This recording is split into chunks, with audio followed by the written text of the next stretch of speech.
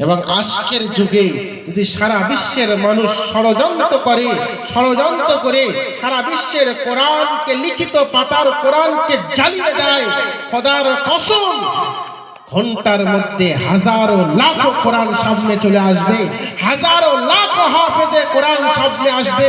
পৃথিবীর কোনো মায়ের লাল রুখতে পারবে না, কারণ আল্লাহ তাআলা নিজেই বলেছেন, ইন্না নাহনু নাযালনা যিকরা ওয়া ইন্না লাহু লাহাফিজুন। হে বিশ্বের মানুষ শোনো, এই কোরআন আমি তোমাদের সামনে অবতীর্ণ করেছি এবং এই কোরআনকে সংযুক্ত রাখার দায়িত্ব স্বয়ং আমি আল্লাহ নিয়েছি। যখন আল্লাহ স্বয়ং দায়িত্ব নিয়েছেন, পৃথিবীর কোনো লালের ক্ষমতা নেই সেই কোরআনকে দুনিয়া থেকে নিষ্পাত করে দেবে, দুনিয়া থেকে শেষ করবে। সেজন্য আল্লাহ তাআলা একটা সহজ রাস্তা বানিয়েছেন। যে কি রাস্তা? আল্লাহ তাআলা বানিয়েছেন যে তোমরা এই কোরআনকে আমি মানুষের সিনার মধ্যে ঢুকিয়ে দিয়েছি। পৃথিবীর মানুষ আপনার থেকে আপনার সম্পদ ছিনিয়ে নিতে পারে, আপনার থেকে আপনার বাড়ি, গাড়ি, পয়সা, বিবি, বাচ্চা সব কিছু ছিনিয়ে নিতে পারে, কিন্তু দুটো জিনিস আপনার থেকে ছিনিয়ে নিতে পারবে না, আপনার জ্ঞান, শিক্ষা আর আপনার হুনার, আপনার কর্ম। আপনি মনে করে নেন যে আপনি কাজ করেন, কাটিং মাস্টার, আপনি কাটিং করেন। যদি কেউ আপনাকে সারা দিন চিৎকার দিয়ে মারতে থাকে, ওটা আমাকে দিয়ে দাও, ওটা আমাকে দিয়ে দাও, আপনি পারবেন?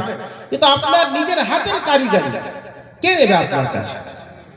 আপনি একটা কোরআনের একটা সূরা মুখস্থ করেছেন, শত মানুষ আপনার উপর আক্রমণ করছে যে সূরাটা তুমি মুখস্থ করেছো ওটা তোমার সিনা থেকে আমাকে দিয়ে দাও, পারবেন? কেউ পারবে না। এই দুটো জিনিস পৃথিবীর কোনো মানুষ ছিনিয়ে নিতে পারে না। সেজন্য আল্লাহ তাআলা এই পৃথিবীর মধ্যে শত কোটি লক্ষাধিক মানুষকে হাফেজে কোরআন বানিয়ে দিয়েছেন। তোমরা সবাই মিলে পৃথিবীর সমস্ত মানুষ ষড়যন্ত্র করে যদি কোরআনকে জ্বালিয়ে দাও, কোরআনকে পুড়িয়ে ছারখার করে দাও, আমি আল্লাহ আমার এই বান্দাদের সিনার মধ্যে কোরআন ঢুকিয়ে দিয়েছি। তোমরা মানুষকে তো সমস্ত মানুষকে তো দুনিয়া থেকে নিষ্পাত করতে পারবে না, তারাই আবার পুনরায় কোরআন দুনিয়ার মধ্যে জীবিত করবে। সুবহানাল্লাহ। সেজন্য এই কোরআনের ক্ষমতা আজ আমরা বুঝতে পারছি না। একটা সিম্পল উদাহরণ আপনাদের সামনে দিচ্ছি। কোরআনের পাওয়ার, কোরআনের শক্তি, এটা শুধু দুনিয়ায় নয়, এটা শুধু এই পার্থিব জীবনে নয়, আখিরাতের জীবনে এর পাওয়ার আল্লাহ তাআলা দিয়েছেন। কোরআনের পাওয়ার শুনবেন, আল্লাহ বলছেন, ইন্না আরাদনাল আমানাতা আলাস সামাওয়াতি ওয়াল আরদ والجبال فأبين أن يحملنها وأشفقن منها وحملها الإنسان إنه كان ظلوما جهولا। আল্লাহ বলছেন, আমি এই কোরআনকে আসমানকে বলেছিলাম, জমিনকে বলেছিলাম, পাহাড় পর্বতকে বলেছিলাম তোমরা আমার কোরআনের দায়িত্ব নাও। আসমান অস্বীকার করলো, পাহাড় অস্বীকার করলো, জমিন অস্বীকার করলো, পৃথিবীর সমস্ত মখলুক অস্বীকার করলো। তারা বলতে লাগলো, গো আল্লাহ, তুমি যদি এই কোরআন আমাদের মধ্যে অবতীর্ণ করো, আমরা ধ্বংস বরবাদ হয়ে যাব, আমরা চুরমার হয়ে যাব, আমরা ধূলিসাৎ হয়ে যাব, সেই ক্ষমতা আমাদের নেই আল্লাহ। তারা সবাই অস্বীকার করলো।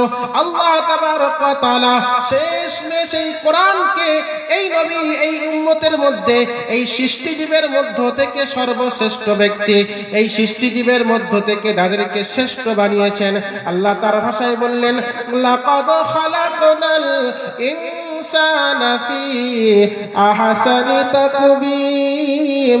ও মানুষ, শোনো শোনো শোনো, আমি তোমাদেরকে পৃথিবীর মধ্যে যত মখলুক বানিয়েছি, পৃথিবীর মধ্যে যত সৃষ্টিজীব বানিয়েছে, সমস্ত সৃষ্টিজীবের মধ্য থেকে তোমাদেরকে আমি সর্বশ্রেষ্ঠ বানিয়েছি।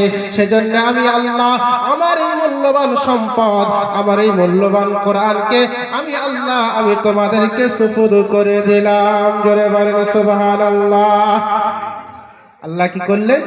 তার এই মূল্যবান কোরআনকে শ্রেষ্ঠ কোরআনকে শ্রেষ্ঠ সৃষ্টি জীবের উপরে অর্পণ করে দিলেন।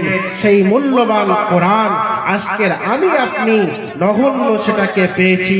সেজন্য আমাদের প্রত্যেকের দায়িত্ব কর্তব্য এই কোরআনের মর্যাদাকে রক্ষা করা। কোরআনের উপর যখন কোনো আঁচ আসবে নিজের সমস্ত শক্তি দিয়ে সেটাকে রক্ষা করা, কোরআনের দায়িত্ব হেফাজত করা, এটা প্রতিটা মুসলমানের কর্তব্য এবং দায়িত্ব।